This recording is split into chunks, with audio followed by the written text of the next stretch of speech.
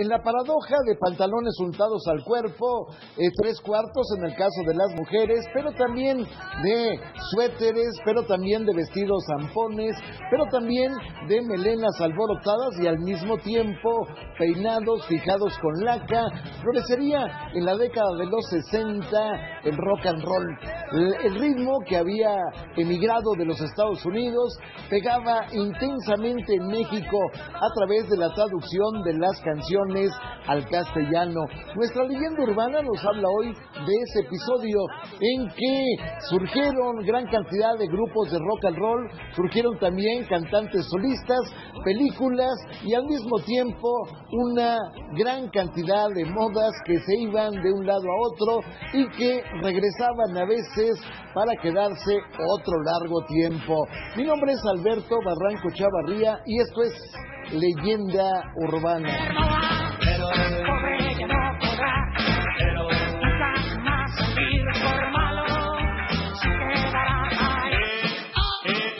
Jesús Tuti Martínez, muchas gracias por estar en Leyenda Urbana. Gracias a ti, gracias a todos ustedes que nos acompañan. Bueno, cuéntame un poquito de cómo eran los primeros ensayos de ustedes, Enrique, de todos los integrantes de tu hermano Manny. Cuéntame cómo llegaron a juntarse. Mira, nosotros estábamos patinando en el Club Deportivo Chapultepec como deporte. Se nos ocurre al Manny y a mí, nos compramos los primeros discos que tuvimos de Ricardito, de Elvis Presley, de Chuck Berry. Claro. Y los pusimos en la pista de patines. Y se oía padrísimo. Y ya tenía yo la idea de hacer un grupo y empezaba yo a tocar la guitarra.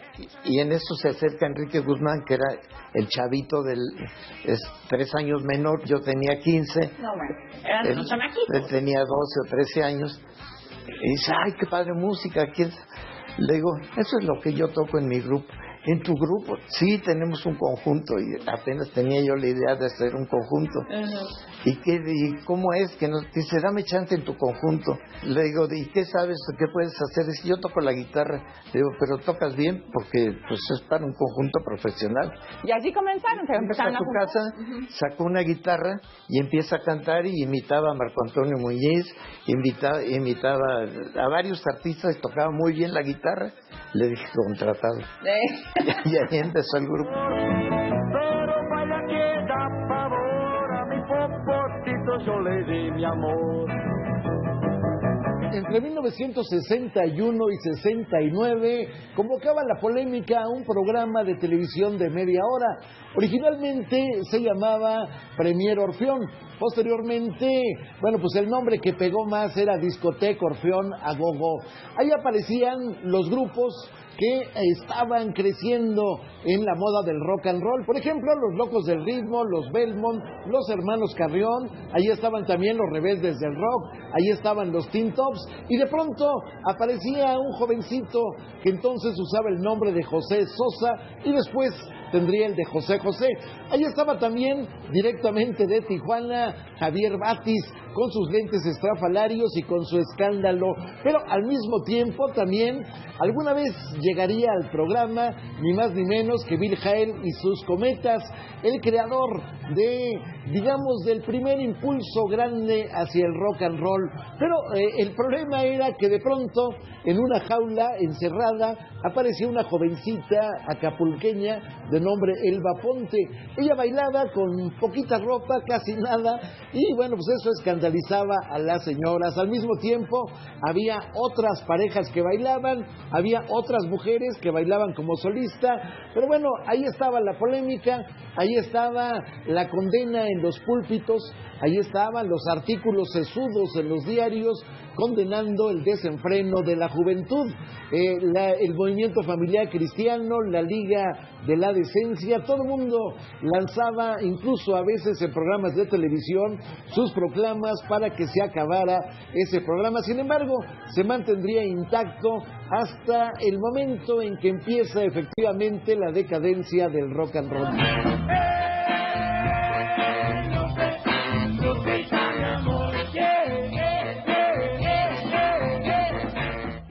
esa época tan diferente a la que vimos hoy en el... Ay, pues era muy padre y como nos tocó vivirla, la defendemos mucho. Claro. Mira, ¿por qué nos llamamos los Teen Top? Porque los teen no existíamos, no nos tomaban en cuenta en la sociedad y decían que eran teen por la palabra de inglés de ser teen, 14, 15. Los teenagers eran los que nuestra edad estaba en los números teens, entonces no había música para nosotros y no había ropa para nosotros tampoco, o te vestían de pantaloncito corto o ya eras adulto ya de corbatita para ir a la escuela, y entonces a nosotros nos tocó cambiar, o sea, estar en el cambio de la ropa, de los peinados, del copete de Elvis, nos decían los melenudos y fue la época que nos tocó a nosotros y tuvimos que estar dentro del cambio, y en ese momento que nos contratan en la CBS tocamos La Plaga, Popotitos y tal, en inglés, no existía en español, y el que nos contrató, el productor, un francés, André Toffel, dijo pero estos muchachitos no pueden tocar esto, dice, ¿para qué lo queremos? Si ahí están los originales, dice, canten en español. Y dije, no, ¿cómo el rock and roll en español? ¿Qué es eso? Y entonces de allí se le ocurrió a mi hermano, dice, yo hago las letras, yo hago las traducciones. Y mi hermano el man hizo la mayoría de las traducciones de todas las canciones, los covers que hicimos los Teen Top. Y un nuevo nombre te voy a poner, resumida. Derivado del blues, el canto triste de la raza de color asentada en los Estados Unidos en la segunda mitad del siglo XIX, y se iniciarían los atisbos de lo que sería el rock and roll. Durante muchos años el ritmo fue penetrando en la sociedad, pero la explosión llegaría en el año de 1955, cuando aparece en escena un grupo musical impresionante, Bill Hall y sus Cometas. Habían lanzado un éxito que se llamaba Al compás del reloj.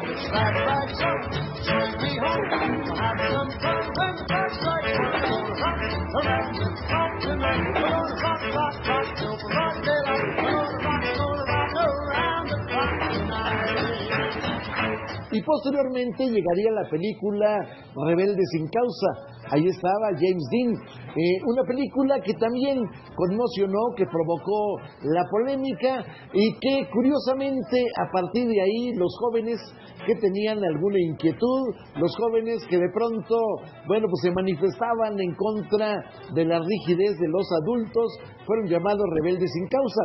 Lo curioso del caso es que cuando se habla de rebeldes sin causa, en este caso, estamos hablando casi de jóvenes impunes. La causa de que se habla es la causa jurídica, es decir, jóvenes que no han sido llevados a los tribunales, pero en ese marco, bueno, pues todo aquel que usaba patillas largas, todo aquel que usaba el pelo largo, todo aquel que usaba pantalones entallados, todo aquel que usaba grandes cinturones con hebilla, todo aquel que usaba chamarras de cuero, a veces también pantalones de cuero, era llamado justamente rebelde sin causa.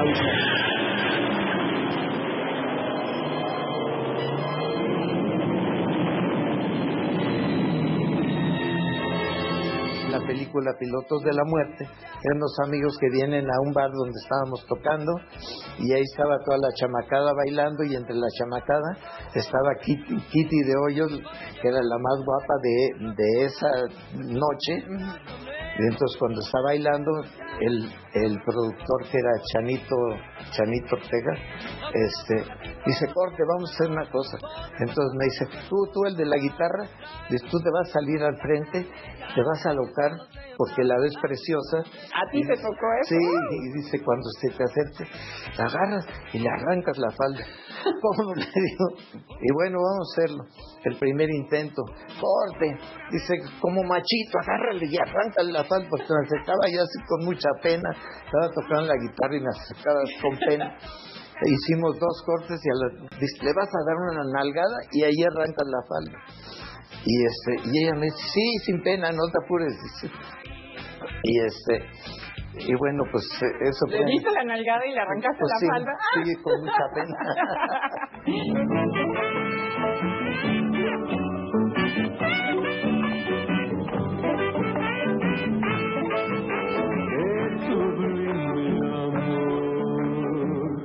Cuéntanos un poquito acerca de Está tu guitarra amada. Sigue trabajando. Sigue trabajando. Sí, yo la compré en Estados Unidos, tiene la firma de Eric Clapton. Yo dije, yo quiero tocar como ese señor. Pues, hasta la fecha es una maravilla y es una guitarra que quiero mucho. Y te sigue acompañando. Sí, pues para nosotros era nuevo todo lo que estábamos viviendo.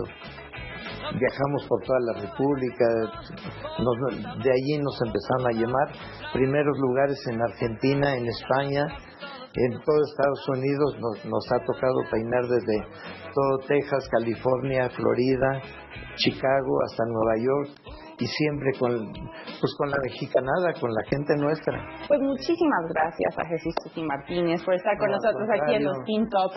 Nosotros seguimos. No importan los problemas que me pueda buscar, es pura dinamita que a mí me hace explotar. Contra lo que pudiera pensarse, los cafés cantantes que florecieron en aquella época, en donde llegaban a veces los grupos que en su momento tenían éxito tras éxito en las grabaciones, por ejemplo los Hooligans, por ejemplo los Duk Duks, por ejemplo los Rebeldes del Rock, por ejemplo los Crazy Boys. Bueno, todos estos grupos en su momento, bueno, pues tenían un ambiente que parecía en su momento que rompía las reglas, y sin embargo no era así.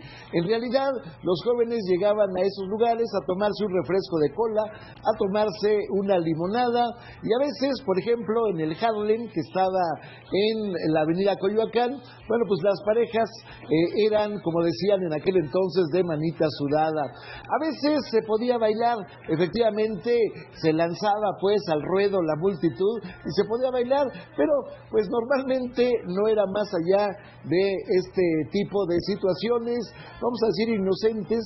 No había la posibilidad de bebidas alcohólicas y sin embargo, bueno, pues la policía realizaba una serie de razias. En aquel entonces era muy común que de pronto se oía el grito, ahí viene la chota, y entonces se esparcía a la multitud, y los que podían o los que se podían eran apañados por los policías, que después pues lo tenían que dejar libres porque no había delito que perseguir. No se acuerda que yo existo, no se preocupa ni de mirarme, pero no sabe. Oh, lo que va a sufrir. Estoy con Alex Robles y estoy con Paco Gutiérrez, y bueno, pues muchísimas gracias. Otra de las bandas legendarias de toda una era. Fue después de los pioneros, que fueron los Teen Tops, los Rebeldes, los Locos y todos ellos. Nosotros llegamos en la segunda etapa, que fue ya del 64, 65 para acá. Fuimos que grabamos, venimos de Tijuana, y pues siempre fuimos música de gogo. Entonces venimos con esa idea de grabar esto, y eso fue lo que nos funcionó. Se pueda quedar, y cuando camina parece rodar.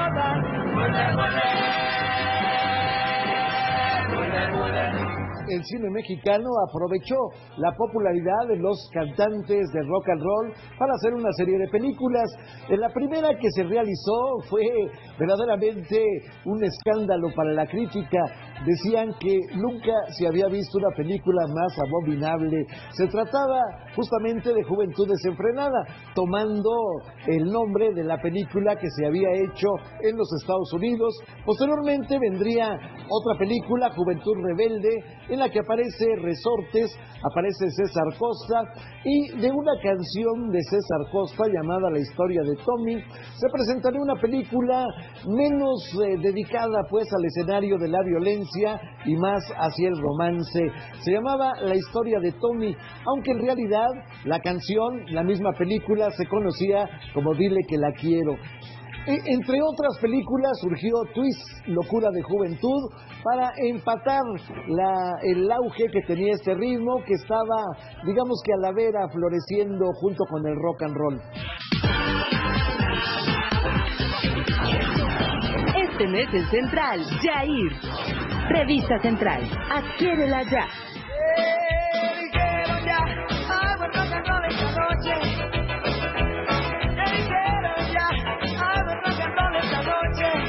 Nos vemos presumida, no te puedo aguantar. Estas puntadas tuyas no las puedo pasar. Tú sin caviar y sin faisán no vives feliz. Mientras yo solo quiero bailar rock and roll. Pues Javier Batis, estuve con él 25 años trabajando como asistente personal. Una ocasión, él nunca se enoja, él es muy buena gente, es una persona muy noble y siempre nos ha apoyado, pero sí vi una ocasión que se enojó bastante en un evento. Estaba tocando Javier y de repente, como dice Allen de los Trucking, que se cayó, pero él no se cayó, sino el cuate ese le dio la batería a otro cuate y cuando volvió que no era el mismo baterista que se enoja y empezó a decir, bueno, no groserías, nunca, porque nunca he sido grosero, pero pues sí estaba muy molesto. Y ya llegó en el camerino y me dice, Agua, es que si no cuido yo mi trabajo, ¿quién lo va a cuidar? Claro. Esto no se hace. Claro. No, sí tenía razón. Es la única anécdota que sí que se haya enojado, que he visto molesto a él, nada más. Pero sí, muy bien. Se siente muy noble. Pues muchas gracias. Oiga, te lo agradezco por estar aquí mucho. con nosotros en Leyenda Urbana. No importan los problemas que me pueda buscar. Si es pura dinamita que a mí me hace explotar. Pero mientras Enrique Guzmán hilvanaba uno y otro éxitos a través de discos sencillos o los llamados long play, por ejemplo La Plaga, ahí estaba Lindos Ojos, ahí estaba pues una gran cantidad de canciones que hasta la fecha se siguen cantando. Bueno, ahí estaban también la debacle de los grupos.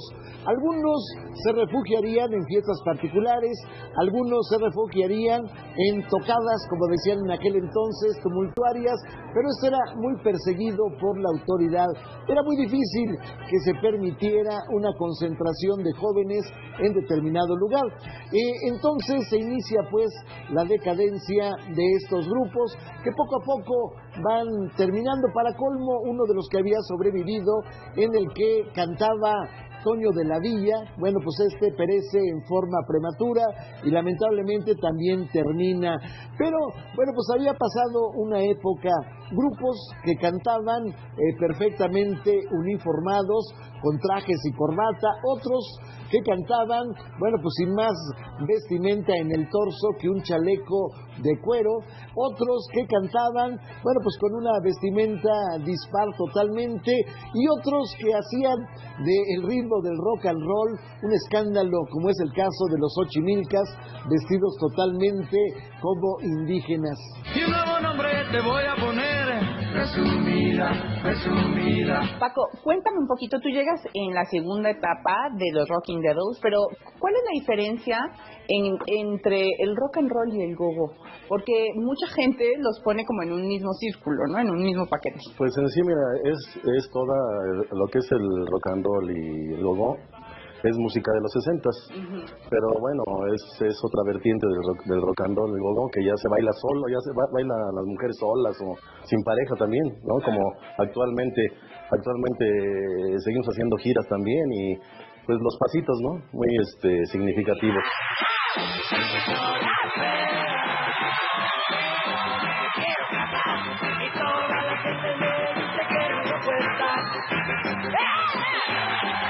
Mención especial en la era del rock and roll merece Angélica María, otro estilo, digamos, menos grueso, como dirían en aquel entonces. Angélica María era actriz, era estrella desde niña.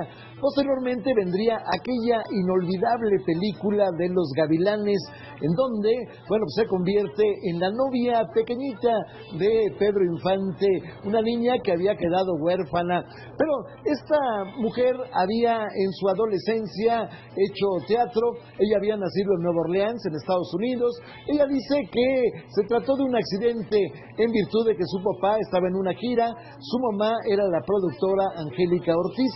Ella se mete al teatro y finalmente aparece en la era del rock con una canción que pegaría rápidamente, Eddie, Eddie. Eddie solo vive para mí, con su guitarra toca rock and roll, diciendo no hay nadie como él, y si al oído me viene a cantar.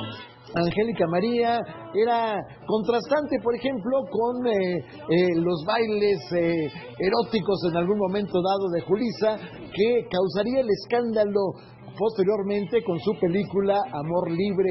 Ahí estaba también la voz ronca, en contraste con la de Enrique Guzmán, de Alberto Vázquez cantando Yo Pecador.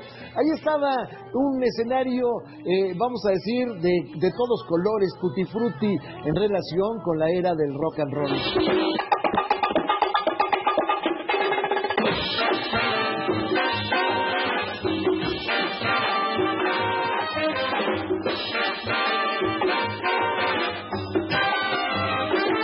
En mis inicios allá en Tijuana éramos bandas que alternábamos, hacíamos competencias de una tarima a otra tarima, grupos y grupos.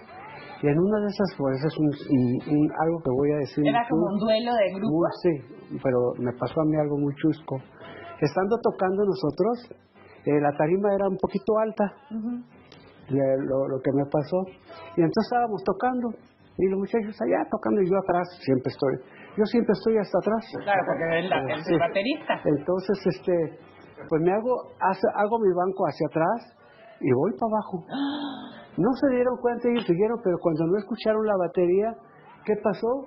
Yo agarro mis baquetas y me quiero subir a la tarima otra vez, me había caído yo.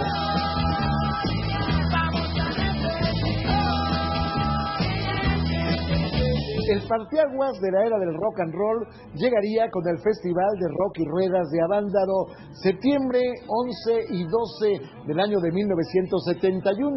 La idea era concentrar justamente en esa zona pegada a Valle de Bravo, concentrar miles de jóvenes en torno de una carrera de automóviles y al mismo tiempo, bueno, pues amenizada por grupos de rock and roll. La intención era, bueno, pues que hubiera una diversión sana para los jóvenes en un marco en que habría todo tipo de facilidades para que pues hubiera, vamos a decir, uno de los conciertos que simularía al de Woodstock que se había realizado en los Estados Unidos. Llegó el momento que hasta un personaje que en ese momento se consideraba aliado de ese tipo de jóvenes, Carlos Monsiváis, mandó una carta al periódico Excelsior en donde decía que se trataba de jóvenes que se habían agringado, que habían pretendido pues en alguna forma divertirse con canciones inocuas en lugar de realizar protestas, en lugar de presentarse frente a lo que entonces se llamaba el establecimiento, el establishment en Estados Unidos. Tú me quieres más, yo seré feliz.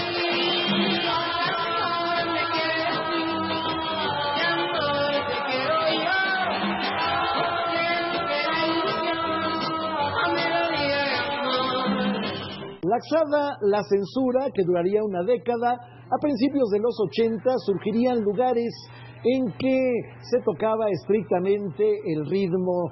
Regresaría pues el rock and roll a través de Rocotitlán. Primero el lugar estaba cerca de la Plaza México, después se iría a Canal de Miramontes, aparecerían otros lugares similares, pero el problema era que los vecinos no aguantaban el ruido, había quejas continuas, había continuos clausuras de los lugares, pero bueno, como quiera que sea, algunos grupos llegarían a florecer. Por ejemplo, Botellita de Jerez, que fue justamente el precursor de Rocotitlán. Pero aparecían en escena a principios de los 80 también el grupo de Alex Lora, conocido como el Tri, con una oferta distinta. Ya no era estrictamente el rock and roll traducido de los Estados Unidos, ahora era un rock and roll que en alguna forma presentaba las vivencias, presentaba las escenas cotidianas de nuestro país. Y así aparece, por ejemplo, un jovencito que lamentablemente se lo llevó el terremoto de 1985, muy joven. Este joven, Rodrigo González, conocido como Rodrigo, bueno, pues había compuesto una canción, ni más ni menos que al Metro Valderas. Se convertiría pues el rock de aquellas páginas inolvidables en algo que asemejaría a una crónica urbana. No importan los problemas que me pueda buscar, es pura dinamita que a mí me hace explotar. ¿Cuál fue la presentación más, digamos, especial que hayan tenido ustedes? Bueno, el primer disco de oro que obtuvimos por venta de mayor de 1 millón de copias, y Tuti lo sabe. En ese entonces eran millones los que se tenían que vender para obtener un disco de oro. Imagínate. ¿Cierto, verdad? Sí. Y entonces fue nuestro primer disco de oro fue el de Bule Bule. Bule Bule. Fue el primer, el más emotivo hasta la fecha. Algo que quisieran comentar acerca de las presentaciones que van a hacer. Pues nos estamos presentando en varios lugares, casinos. Ahí nos estamos presentando y es la entrada libre, los esperamos. Claro que sí, pues muchas gracias, Paco, Gracias a ti, Alex, Cintia, por favor. muchas gracias, muy amable, Gracias. encantado de estar con ustedes y esperemos que no sea la última vez. Y un nuevo nombre te voy a poner. Presumida, presumida. Convertido el rock and roll en objeto de nostalgia que no necesariamente de museo, ahí está Enrique Guzmán cantando exactamente los mismos éxitos como lo hace Angélica María, como lo hace el propio Alberto Vázquez, pero también de pronto hay funciones del recuerdo. La gente ve a unos ya envejecidos, hermanos Carrión, cantando aquellas canciones que los volvieron célebres. Se diría pues que el rock and roll está integrado todavía al escenario mexicano. Jóvenes que apenas están conociendo el ritmo en aquel entorno, señores ya maduros, señoras ya maduras, que, bueno, pues lo bailaron en su momento, bueno, pues todavía reviven esa página con gran intensidad. Agradecemos la hospitalidad que nos dio para grabar este programa, el restaurante El Merendero, un lugar emblemático de Coyoacán que está en la calle de La Higuera, ambientado justamente de aquellos años del rock and roll. Gracias por haber estado con nosotros en esta leyenda urbana. Lo espero el próximo sábado aquí, naturalmente en Canal 40, Proyecto 40. Mi nombre es Alberto Barranco Chavarría y le deseo la mejor de las noches.